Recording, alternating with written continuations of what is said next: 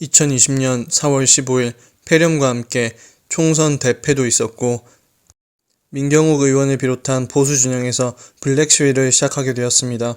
부정선거는 우리나라만의 일은 아니고 말라위란 나라에도 있었습니다. 뿐만 아니라 몽골에서도 부정선거가 있었습니다. 아프가니스탄에서도 부정시비로 인해서 재선이 있었습니다. 케냐도 부정선거 논란으로 대선 재투표가 있었습니다. 인도네시아도 마찬가지입니다. 여기까지만 보면 후진국들이니까 그럴 수도 있겠지 할 수도 있는데요. 선진국인 오스트리아에서도 이런 일이 있었는데요. 과연 우리가 알고 있는 나라가 이들 뿐만일까요? 구독자 12만 명이 넘는 보수 유튜브 채널 호밀밭의 우원재, 이분은 사전투표에 대해서 어떤 말씀을 하시고 있는지, 어떤 생각을 갖고 있는지 한번 보시길 바랍니다. 물론 영상의 취지는 젊은이들이 조금 더 투표를 더 많이 해서 사전투표라도 하자 이런 이야기지만, 본투표로 부정선거를 막자고 하는 사람들을 이들이라고 표현하고 있습니다. 그런데 거의 동일한 시각 구독자 40만이 넘는, 저도 애청하고 있고 존경하고 있는 지식칼님이 사전투표에 대해서 이야기를 합니다. 부정선거를 막자는 사람들을 인간이라고 표현을 하다니요. 지식의 칼 구독자들은 그런 인간들이 아니라고 하시는데요. 아니, 지식의 칼님 별로 걱정을 안 해도 된다고요. 많은 제도적 장치들을 가지고 있고 매 선거 때마다 보완이 되고 있다고요. 과연 정말 그럴까요? 바로 지난 미국 대선을 한번 볼까요? 미국 대선 어땠을까요? 깨끗했을까요? 그런데 왜 한 달이나 개표가 지연이 됐을까요? 바이든이 대통령이 되었다고는 하지만 아무도 그가 공정하게 당선이 되었다고 생각을 하지 않는데, 그럼 또 다른 선진국인 유럽을 한번 보시겠습니다. 유럽에서 꽤 잘 사는 나라 폴란드의 대통령 두다가 어떻게 당선이 되는지 제가 한번 보여드리겠습니다. 먼저 결선 1차 투표지입니다. 유럽에서는 투표가 오직 일요일에만 치러지게 됩니다.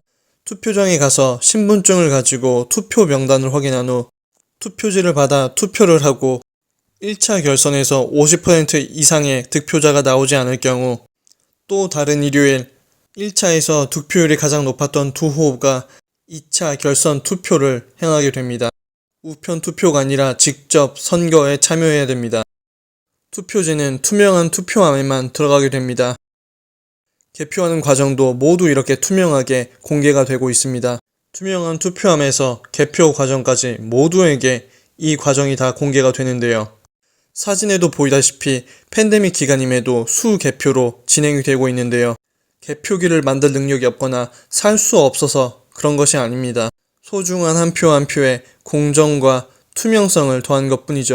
프랑스도 마찬가지로 투명 투표함을 이용하고 있는데요. 앞으로 올 프랑스 대선도 마찬가지일 것입니다. 요즘 국제적으로 논란이 되고 있는 우크라이나도 바로 이 투명 투표함을 이용하고 있습니다. 선관위나 투표장이나 달라진 건 하나도 없는 것 같은데 윤석열과 국민의힘 측에서 지금 사전투표를 독려하고 있습니다. 그러나 바로 오늘자 뉴스에서 사전투표, 투표지에 이상이 있다는, 이재명의 투표가 이미 되어 있었다는 종이가 발견됐다고 합니다. 이 사진을 보시면 아무런 곳에나 우리가 투표한 투표지가 이렇게 보관되고 있는 것들을 볼 수가 있습니다. 매 선거마다 분명히 바뀌고 변한다고 했는데 제가 보기엔 바뀐 게 하나도 없습니다. 1번이냐 2번이냐 누가 대통령이 되던 간에 저는 상관없습니다. 공정한 결과 안에서 그가 대통령이 된다면 저는 아무 할 말이 없습니다. 하지만 우리의 표가 아무렇게나 저렇게 보관되어 있습니다. 과연 이게 선진국일까요?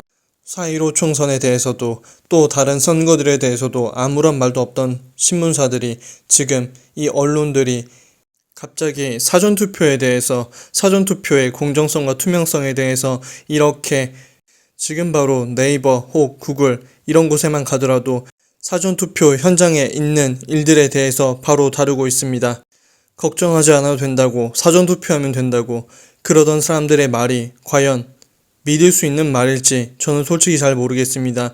저는 본투표도 못하고 재외국민 투표도 하지 못했지만 본투표를 한 것이 더 낫지 않을까 하는 생각이 듭니다.